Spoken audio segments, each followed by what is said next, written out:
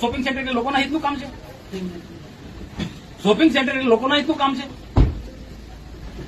એ ધંધા કે એ છે? અરે વેપારીઓ તો ગમે ત્યાં તમારે એ શોપિંગ દુકાનો બનાવવાના છે, પણ બસ સ્ટેશન તમને મળવાનું ને તમને.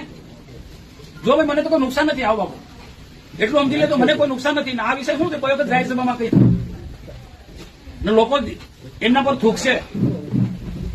આવા ધંધા નહીં કરવાના, પ્રજાહિતના કામો કરવાનો હોય, પારદર્શક વહીવટ કરવાનો હોય. લોકોને ખબર નથી પડતા શોપિંગ આપણે બધા સેટિંગ છે, ટકાવારી વાળા બધા ધંધો કરે છે. જે કોંગ્રેસમાં ચાલતું હતું, બીટીપીમાં ચાલતું હતું, ભાજપમાં ચાલવા માંગે છે. જે કોંગ્રેસમાં ચાલતું હતું, બીટીપીમાં ચાલતું હતું, આ શોપિંગ સેન્ટરો બનાવી, હવે ભાજપમાં બધું ચાલવા થયું. આપણે એ ચલાવવાનું છે. મનસુખ વસાવા કોઈ દિવસ નહીં ચલાવે. પ્રજાના હિતનું કામ હશે તેને જ હું સમર્થન કરીશ. મામાએ બહુ બધી સારી વાત કરી. તાલુકા પંચાયત જીતવી, જિલ્લા પંચાયત જીતવી છે ભાઈ. આ બધી જ વાતને બધા કામે લાગી જવાનું.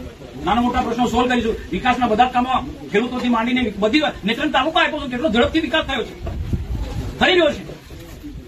પાર્ટી છે આપણે કેન્દ્રમાં રાજ્યમાં, એના કારણે બધો વિકાસ થયો. આવનારા દિવસોમાં પણ કરવાનો હોય. એટલે તાલુકા પંચાયત, જિલ્લા પંચાયત આપણે બનાવવાની છે. એટલે ઘણી બધી જે યોજના છે વિકાસલક્ષી, એ તાલુકા પંચાયત આપણે છે, જિલ્લા પંચાયત હશે તો આપણા લોકો સુધી પહોંચાડી શકીશું, તો છેવાડાના લોકો સુધી પહોંચાડીશું. એટલે ભલે મેં એટલું ધ્યાન દોરવાનું, નાની મોટી જે ધ્યાન છે જવાબદાર લોકોનું ધ્યાન દોરી પહોંચાડશે. સુધારાવશું, ના સુધારે તો જાહેરમાં હું કહીશ. પણ આપણે તાલુકા પંચાયત, જિલ્લા પંચાયત પૂરી તાકાતથી ગમે તે હોય, કોઈ પદ મળ્યું હોય નહીં મળ્યું હોય, પણ આપણે તાલુકા પંચાયત બનાવવાની અને પ્રજાના કામો હજુ અધૂરા ઘણા બધા કામો કરવાના છે. સિંચાઈ માટે પણ અમે જેટલી લડાઈ લડવાની, હું સિંચાઈ માટે પણ લડીશ. એમાં રાજ્ય સરકારમાં છે કે ભારત સરકારમાં, જ્યાં પણ લડાઈ લડવાની હોય, રજૂઆત લડાઈ કરતા રજૂઆત કરવાની. જ્યાં પણ કોઈ મારી રજૂઆત કરવાની હશે તો લડીશ. નેત્રંગ તાલુકાને